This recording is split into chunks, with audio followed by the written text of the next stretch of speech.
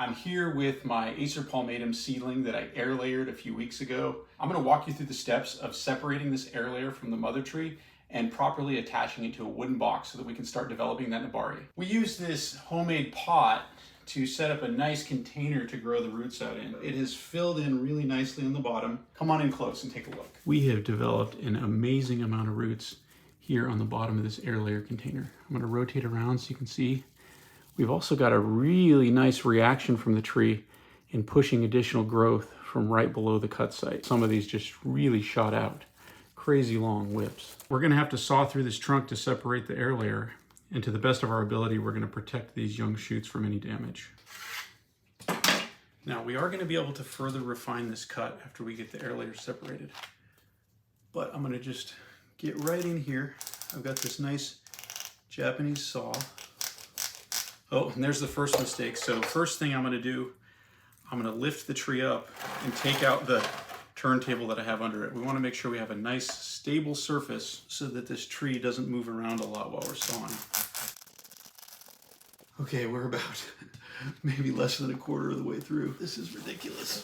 I think my blade might be a little dull. Truth be told, I've used this saw for a couple of Yamadori collections out in my property.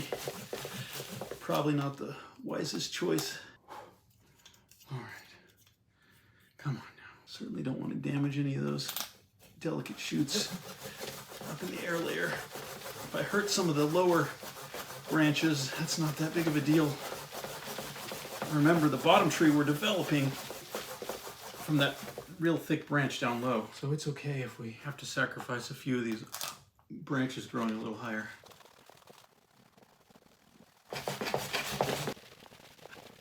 Oh, come on. Okay. We're like halfway through on that side. Maybe we can turn it a little bit, get a different angle here. All right. I think we're starting to get close here. Still not really showing any signs of weakness. Folks, we are there. We are there. Okay, let's see if we can break that off. Oh, come on now. Guys, go ahead and get in the comment section and tell me what I'm doing wrong. I know there's got to be a better way to do this. Okay, I think I've probably done this about the hardest way possible, but I have made my way through that trunk and I have not damaged our air layer. There we go, folks. Oh, goodness, we got it separated. All right, I'm gonna set this down to the side for just a second. And here we have our mother tree. And let's be honest, she is looking harsh. But look, the new leader over here is doing really great. Since we applied the air layer, it definitely sent that shock to the system and said, I really need this new trunk now. So that's doing really well. I expect this to continue growing through the summer, so that's really great. Like I said earlier, we got these new whips here. These are really growing strongly. All right, so as you can see here, we've got our mother tree. You can see the cracking along this cut putty here. That's a really good indication. It tells us that it's already started to heal quite nicely. There's a nice callus forming along the edge, so that's really nice. Approach graft here is healed almost completely. There's one small little gap there. It's looking nice. And our new leader is already really starting to thicken up this season. There's a bunch of new flushes of growth all along this trunk line. The surgery work we did in the previous episode, although it may not matter if we remove the top of this tree, it's already setting us along the right path to getting this to heal over and close this rather large wound that's going to transition from this primary trunk over here to this new leader here. All right, let's get this mother tree out of the way. We're done with her for now. All right, so here is our air layer. We had our container actually wired onto the tree. So the first thing we need to do is detach the tree from this container. All right, so that's done there. And I think that's gonna allow us to pull this tree free. Oh, this wire over here has done a pretty good job of attaching itself to our roots. Cut the wire. There we go. All right, and we are free. Beautiful root ball forming here. Need to identify the the base of this tree.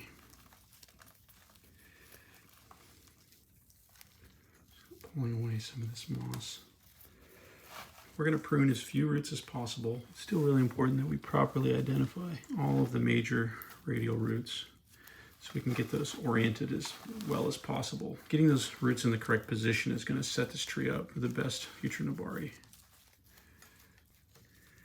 Doesn't need to be perfect here.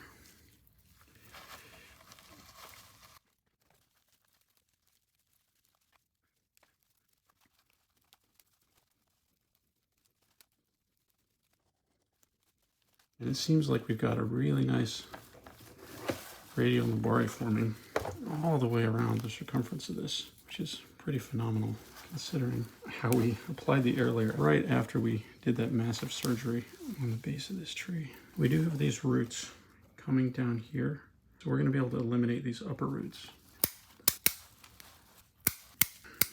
Eliminate those. Now I can see our gap, folks. So it does turn out that we actually are missing some roots in this area. There may be a little bit of dieback there.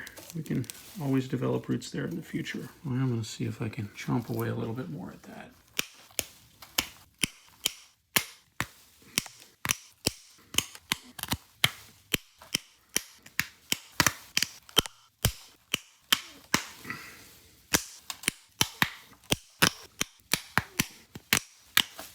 All right, so I've got this nice handy wooden box that I threw together using some pallet wood. This is about 12 inches on this side by 9 inches on this side. I spaced the boards so that they would hold the gravel in, but have really nice drainage. We need to attach the air layer firmly to the bottom of this box.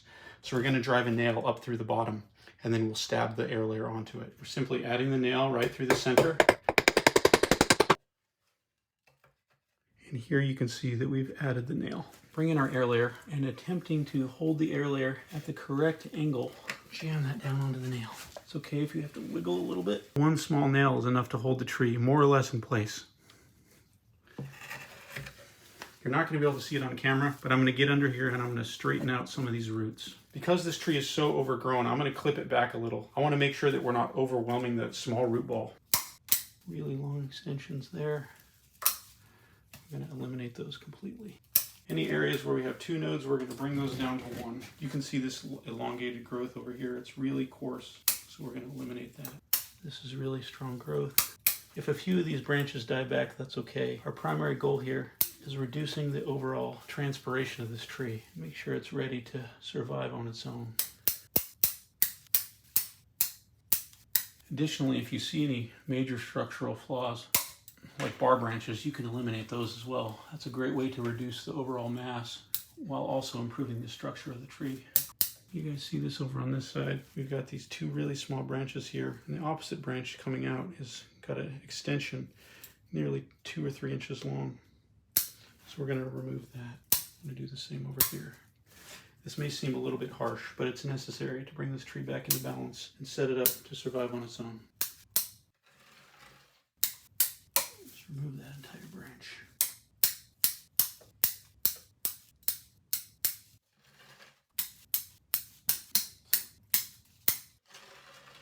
This tree is starting to lighten up.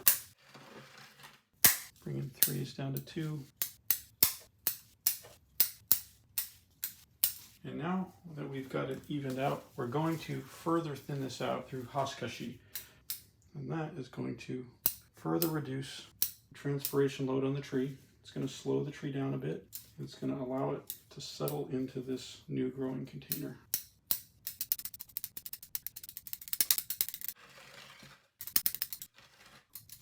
Some of these innermost leaves we're not going to reduce. You can tell that they're weaker because they have much smaller leaves. So those are okay to leave in place. Constantly keeping an eye on the overall density. So we're really looking to thin the density more than we are specifically reducing every second leaf. Like down here, these are very small leaves. Those can stay. Some of these large ones, we'll reduce these down as well.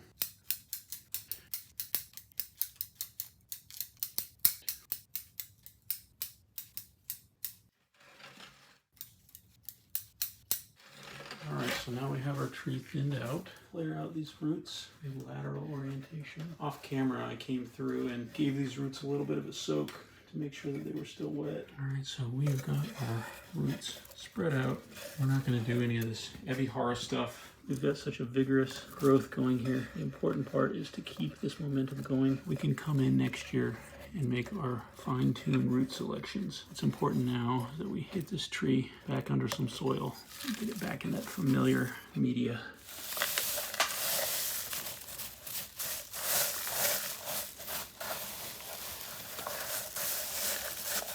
This tree is going to go back out into the shade for at least a few weeks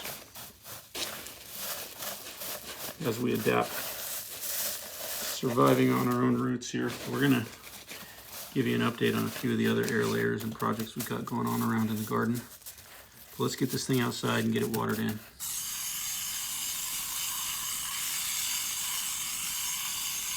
In the last couple of days, my wife and I made a really big decision.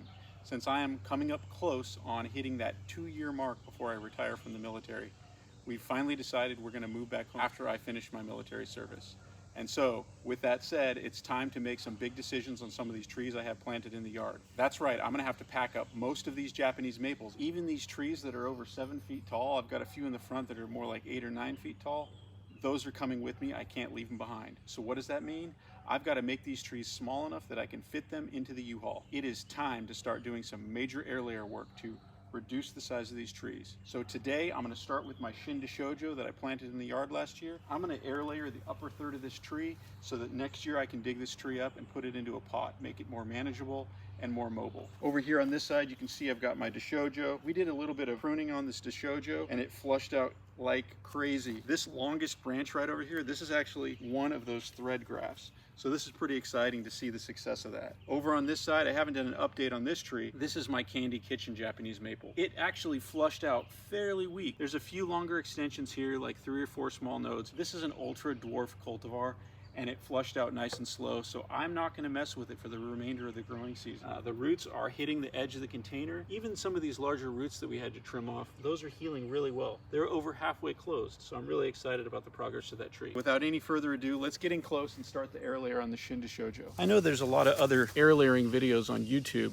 so I wanted to see if I could also offer something new to help expand your knowledge of the air layering process. As I did in that first air layer video, I chose a site where it had multiple trunks. Even if I end up cutting this down to only 1 trunk or 2 trunks, this is going to be one of the widest parts in this area of the tree. So it's going to be a really nice starting point to start developing a large nebari. Whenever we can, when we're doing our air layers, it's always best to select a site that's going to give us the most advantageous start to a pre-bonsai. I'm going to be air layering right here at this node line that you can see. I'm going to use a piece of aluminum foil, and this lower branch is going to be really handy for propping that up and making a nice stable container for our growing roots. The first step, we're going to wring the bark just below the level of that node line. So I'm using my clean razor blade, come all the way around the circumference of this branch. And it's really interesting, you know, this change of plans in just a 24-hour period since that decision was final. It's completely changed my view on everything I've got going on in the garden. I've got several large trees that are close in size to this. They're those large 10 to 15 gallon Japanese maples you can get at a nursery. Some of them have been in the ground for a year. Some of them were already on the large size. So I'm definitely going to have to start thinking about how I'm going to work the logistics of this plant. You know, it was already enough trees when I moved down from New York. I was just a few hundred pounds short of 2,000 pounds. And so that was a lot of trees, and my collection has only grown even more since we got down here to Virginia. But I'm at that point now. I'm going to have to start making decisions on exactly which trees I'm going to keep. And I am going to be trimming the fat a little bit on my collection. Of course, I'm going to be keeping most of my maples, but some of the other project trees I have, like some of my pines, I've got some junipers, and then some various other trees. Some of those I'm going to be probably offloading. So I'm going to see if I can find good homes for those and really just reduce my collection to the mother stock and to the pre-bonsai that are really important to my future bonsai business. On a previous video, I talked about the layers of the bark and the layers of the tree, you know, and we talked about the outer bark layer, and I wanted to give a little bit more detail on the layers of the tree. So there are actually 2 cambium layers, right? So there's the cork cambium, and that's actually in the center of the bark. And so that produces, in that initial discussion, we talked about the cambium and how that produces on the outside, it's going to produce that phloem, and on the inside it's going to produce that xylem. Well, there's actually a second layer of that stem cell like tissue, and that's the cork cambium, and that's going to do the same kind of idea. It's going to create cells on the inside and on the outside. Between those 3 layers, that is going to make up your bark. So as you can see, I'm cutting right down to this lower side branch. I want to make sure I get all of that cambium tissue off of there. Gonna scrape around the perimeter. Make sure we get all of that cambium tissue off of our ring. Can you guys see this branch back here and this branch over here? We're actually gonna air layer all three of these. So I'm gonna move next over to this branch and we're gonna ring that one as well. We're going to go absolutely gangbusters on air layers. So this is a really interesting one over here because these upper strong branches are jutting way out to the side. So we're gonna be setting ourselves up for a nice angular trunk direction coming out of the soil surface. Finding these branches with unusual directionality is also a really good tip for when you're selecting your air layer sites. It's gonna give you something a little more unusual. If you just go with a straight stick, it's always gonna be a straight stick. So if all you're trying to do is build yourself a nebari, then you can always rebuild the whole top of the tree. But it's a lot more advantageous, in my opinion, to carefully select your air layer sites so that you're setting yourself up for the best possible pre-bonsai. As you can see, the bark is adhering to the tree a little more than it was on the air layers I did about a month ago. What that indicates to me is that the circulatory system of the tree has slowed down a little bit as we head into that July season. And this is the time of year that the trees are gonna go somewhat into a dormancy period. The leaves have fully hardened off, they don't have as much of a water requirement, and it's so hot that the tree doesn't know what to do with itself. So it just kind of goes dormant. And that's gonna happen through the month of July and partway through the month of August.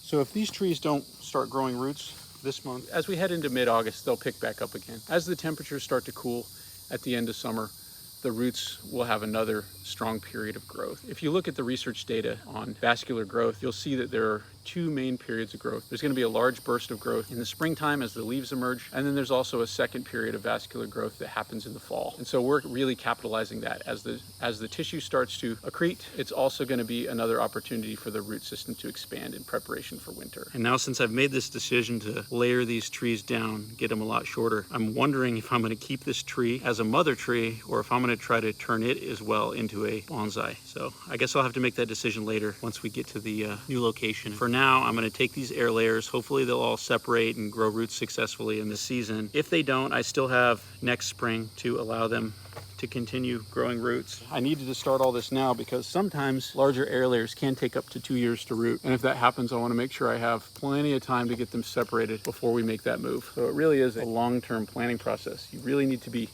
looking into the future on all of your projects and thinking about what step you're going to be at each point in time. All right, that's looking good. And we have one more back here. We've got some really interesting movement up there. We're gonna get right up in here. There's a junction right here that might be good for air layering, but up here we've got another one of these really weird knuckles. I'm gonna do an air layer right here and try to take advantage of that really wide spot in the natural growth. And then we'll start rebuilding the tree off of this trunk line here. We're gonna try to get right up in here. Get this at the widest possible point.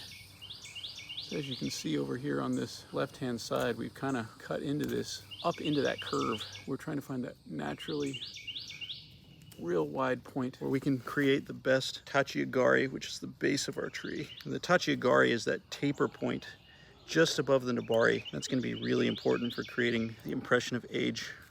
Scraping all around the perimeter to make sure we've removed all of that cambium tissue once again. And there we go, we've ringed all three of our trunks here. Let's get some rooting hormone on these. All right, so next we're going to apply some rooting hormone. You can use a brush. I usually just grab a chopstick and I use that to dab it on. We want to make sure we get that rooting hormone all the way around the perimeter of that upper edge of the cut. As the upper edge of the cut starts to heal, that callousing tissue is going to be the area where we get root genesis. We're going to get this one too, get this one in the back. Regular piece of aluminum foil, fold it in half, and I'm going to use this to create essentially a little bowl around the outside of our air layer. You can see on this side, I tucked the aluminum foil over the top of this branch and I've wrapped it around there to secure it. And then I'm going to continue bending this around in a semicircle until I've come all the way around and formed that bowl. I'm going to squeeze it together down at the bottom, and then I'm going to tuck this top up over that like that. So just like that, using only aluminum foil and one stabilizing branch on the side, I've been able to create this nice little basket. And as it comes together in the middle, there will be a natural drainage point at the bottom, but we're still going to crimp that nice and tight together with our fingers. All right, so we want to squeeze excess moisture out of that moss, and then simply pack it down inside of our aluminum ball.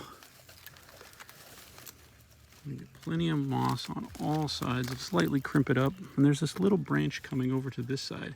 I'm actually going to fold the aluminum foil just over the top of that branch and use that as a stabilizing point.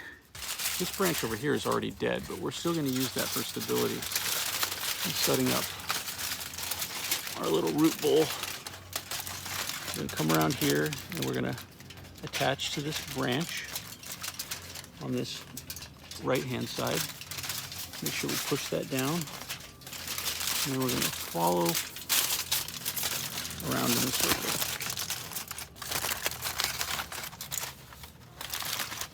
Creating a nice open bowl shape. Back down to the bottom, we're going to crimp all this foil together. All right, we've got another nice reservoir here for our second air layer. Let's add some sphagnum moss.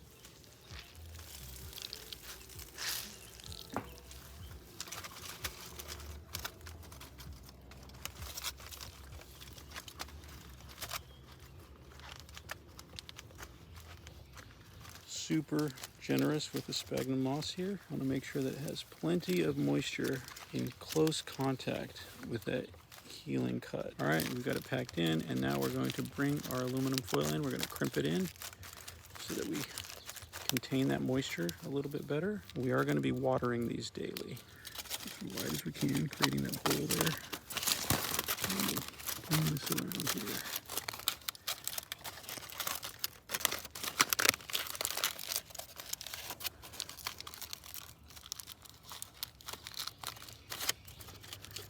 This piece here, we're going to bring that over the top of this branch so we can grip that on. There we have it. This one is a little bit smaller, but it's nice and secure.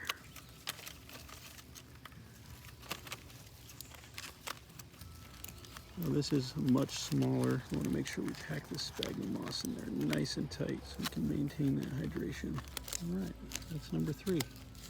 We're on our way to shrinking down this Shin Deshojo. So we've got our 3 air layers set up, 1, 2, and 3, and that's going to leave us with about a 3 or 4 foot mother tree, so that we're going to be able to dig that out next spring and get her into a pot.